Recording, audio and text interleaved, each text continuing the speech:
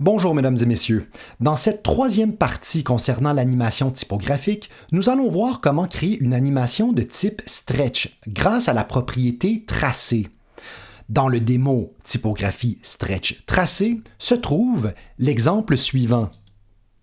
Alors voilà, une animation de type stretch, c'est effectivement une animation dans laquelle la typographie s'étire. Donc au départ de l'animation, la typo, donc elle est étirée et dans ce cas-ci, change également de position pour à la fin faire en sorte que chacune des lettres reprenne sa forme et sa position initiale. Donc voilà. Pour ce faire, nous allons créer des images clés grâce à la propriété tracée de chacune des lettres. Et comme vous pouvez le voir, malheureusement, à l'intérieur d'un calque de typographie, il n'y a pas de propriété tracée. La propriété tracée n'est possible grâce aux calques de forme, puisque les calques de forme sont des calques de forme vectorielle. Donc, nous allons maintenant aller à l'intérieur de la composition Stretch à faire et nous allons, en première étape, transformer notre calque de typographie en calque de forme. Maintenant, à l'intérieur de ce calque de forme se trouve dans notre contenu chacune des lettres séparées. Donc, chacune de ces lettres est maintenant une forme vectorielle. Et si nous allons par exemple dans la lettre S, nous avons un bouton S et dans celui-ci se trouve notre propriété tracée. Eh bien, c'est cette propriété que nous allons animer pour chacune des lettres. Et là, ce que vous allez vous apercevoir dès le départ, c'est que ça va être un peu compliqué parce que là, il faut que j'ouvre mon T. Dans le T, il faut que j'ouvre mon autre T. Et là, j'ai enfin accès à ma propriété tracée. Puis là, je vais faire ça maintenant pour mon R. Et là, à l'intérieur de mon R, je vois que j'ai deux R. Puis, dans mes deux R, j'ai ici une autre propriété de tracé. Puis là, on voit, premièrement, déjà là, il y a une anomalie. OK? Dans mon S, je n'ai qu'un tracé. Bon, c'est normal. Mon tracé, il est là, on le voit. Mon T, c'est la même chose. Alors, pourquoi mon R, lui, il a deux tracés? C'est fort simple. Le premier tracé représente l'extérieur de la lettre, tandis que le deuxième tracé, lui, représente l'intérieur de la lettre. Alors, vous pouvez vous imaginer qu'une lettre comme B, par exemple, un B capital, lui, aurait trois tracés. Un tracé pour l'extérieur de la lettre et les deux autres tracés pour les trous dans la lettre. Bon, alors là, maintenant, notre devoir est d'ouvrir chacune des lettres pour aller retrouver le tracé de chacune de celles-ci. Et là, pour vous éviter de prendre trop de temps à tout faire ça, voici ce que je vous suggère de faire. Si vous sélectionnez votre contenu comme ceci, tout simplement, et que vous allez dans le champ de recherche qu'on peut retrouver juste en haut ici dans les calques, eh bien, ce champ de recherche vous permet d'aller chercher une propriété dans un calque. Et dans un cas d'un calque complexe comme celui sur lequel on est en train de travailler en ce moment, eh bien, si j'écris le mot « tracé », eh bien voilà, la propriété tracée de chacune de mes lettres vient de s'afficher automatiquement. Excellent. Et là, maintenant, pour venir enclencher le chronomètre du tracé de chacune de mes lettres, tout ce que j'ai besoin de faire, c'est de sélectionner la lettre ici, OK, et par la suite, cliquer qu'une seule fois sur un chronomètre. Et là, tous les chronomètres de toutes mes lettres maintenant sont bel et bien enclenchés. Super. Maintenant, je vais peser sur U.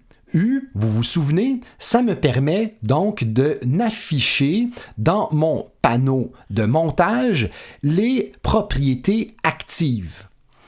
Maintenant, ce que je vais faire, c'est que je vais prendre toutes ces images clés et je vais les pousser un peu plus loin dans ma ligne de temps. Pourquoi? Eh bien, c'est tout simplement parce que ces images clés représentent la position d'arrivée et la forme d'arrivée de mes lettres. Alors là, maintenant, je vais retourner au début de ma ligne de temps. Et là, je vais me créer donc, encore une fois, une image clé pour chacun des tracés de chacune des lettres pour pouvoir commencer mon animation. Excellent. Maintenant, si je prends mon mot stretch et que je le pousse à l'extérieur de ma composition, nous avons maintenant une simple animation dans laquelle mon mot stretch arrive.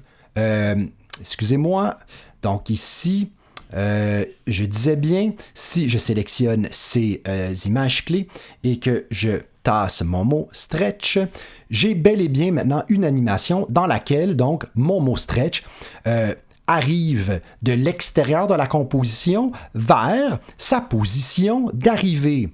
Excellent. Maintenant, il ne nous reste plus qu'à stretcher les lettres. Donc, pour faire ça, je vais fermer mon calque stretch, silhouette. Et là, maintenant, je vais me concentrer sur une lettre à la fois. Donc, j'enlève l'œil de chacune des lettres et pour l'instant, je ne vais me concentrer que sur mon S. Super. Je vais faire un petit zoom ici. Et là maintenant, grâce à l'outil Plume, je vais pouvoir sélectionner les points d'ancrage nécessaires pour faire mon étirement. Alors, si par exemple, je prends ce point d'ancrage, je dis bien ce point d'ancrage, ceux-là, et que je les étire, par exemple, qu'est-ce que ça me donne? Ça me donne pas grand-chose de beau, parce que là, on le voit, là, la première problématique dans ce type d'animation, c'est les lettres qui ont des arrondis. Les S, les C, peu importe. Donc, ces lettres-là ont besoin d'un peu d'aide. Puis regardez bien ce que je veux dire par là. Nous, ce qu'on va faire, c'est qu'on va s'ajouter des points d'ancrage supplémentaires, OK, vis-à-vis ceux du centre. Puis voyez bien ce que ça va nous donner. Donc, vis-à-vis ce point-là, je vais mettre un nouveau point. Vis-à-vis celui-ci, je vais mettre un nouveau point. Vis-à-vis celui-ci, je vais m'en mettre un. Vis-à-vis celui-ci, je vais m'en mettre un autre. Vis-à-vis ici, un autre. Et maintenant, un autre ici.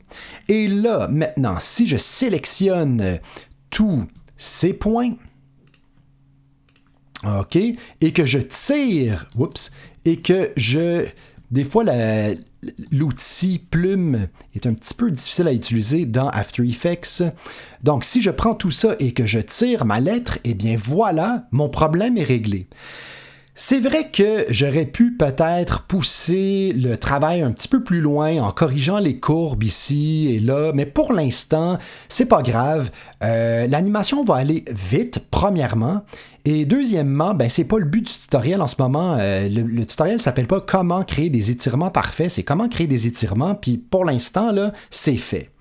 Et là, maintenant, donc si je recule un petit peu, qu'avons-nous? Donc, je vais remettre ceci à 100%, à 50%, c'est-à-dire, et là, voilà, j'ai ma première animation de créer.